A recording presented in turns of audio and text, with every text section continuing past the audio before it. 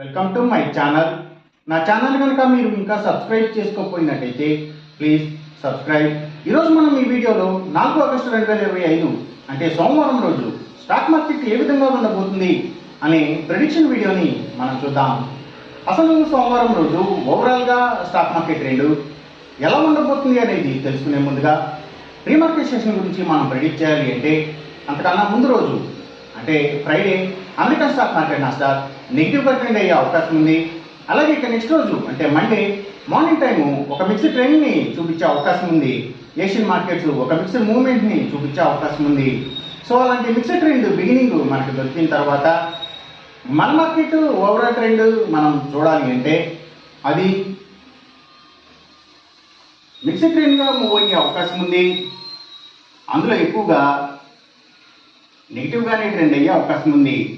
ఒకవేళ global market trends కానీ news కానీ ఏదైనా నెగిటివ్గా వస్తే ఇది మరింత నెగిటివ్గా కూడా మారే అవకాశం ఉంది. అలాగే బ్యాంక్ నిఫ్టీ కూడా మిక్స్డ్ ట్రెండ్గానే మూవ్ అయ్యి అందులో ఎక్కువగా నెగిటివ్గానే ట్రెండ్ అయ్యే అవకాశం ఉంది.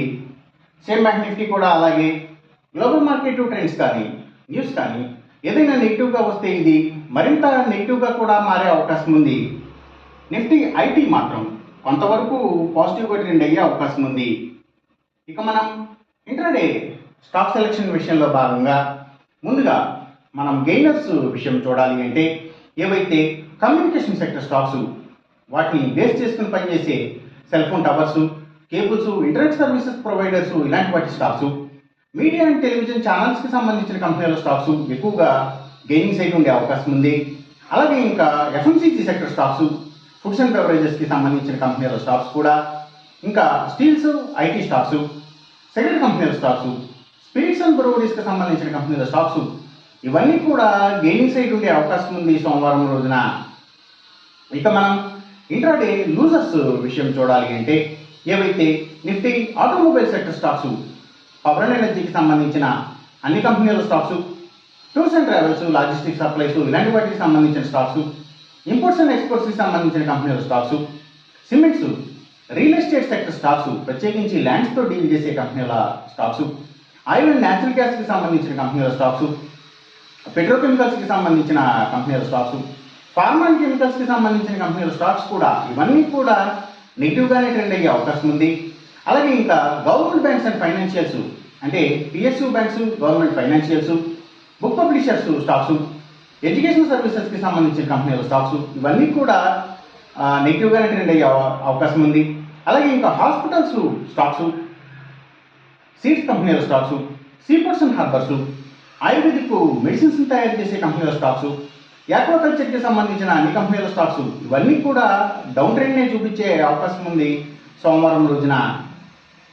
ఇక మనం ఎంసీఎక్స్ ట్రేడింగ్ విషయం చూడాలి అంటే ఏవైతే crude oil and natural gases prices ఇవి, అలాగే సిల్వర్ ప్రైసెస్, ఇంకా గోల్డ్ ప్రైసెస్ ఇవన్నీ కూడా తగ్గే అవకాశం ఉంది. కాపర్ ప్రైసెస్ మాత్రం కొంత పెరిగే అవకాశం ఉంది. ఈ చెప్పిన రిజల్ట్స్కి ఏమాత్రం వ్యతిరేకంగా జరుగుతున్నట్టు మీకు అనిపించినా సరే ఇమ్మీడియట్గా మీ బెట్ల నుంచి వెనక్కి వచ్చేసేయండి. ఇది కేవలం ఒక ఆస్ట్రాలజికల్ ప్రెడిక్షన్ మాత్రమే, దయచేసి గమనించండి.